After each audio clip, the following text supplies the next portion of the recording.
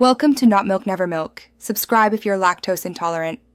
In this video, I will explain how to make salad dressing without curdling.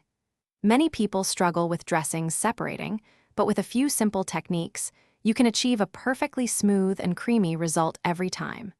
We'll cover the essential ingredients, the art of emulsification, and some helpful tips to keep your dressing delicious and unified. It's easier than you think to create a professional quality dressing at home. The foundation of any great dressing starts with quality ingredients. You'll need a good oil, perhaps extra virgin olive oil or a lighter avocado oil, for its rich flavor and smooth texture. Next, an acid like apple cider vinegar or fresh lemon juice provides brightness. Finally, an emulsifier, such as a teaspoon of Dijon mustard, is crucial for binding everything together.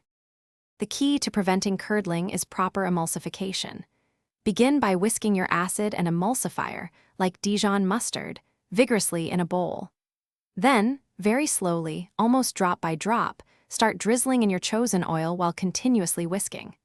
This gradual addition allows the oil to be suspended evenly throughout the acid, creating a stable, creamy, and beautifully unified dressing. Once your dressing is emulsified, taste and adjust the seasoning.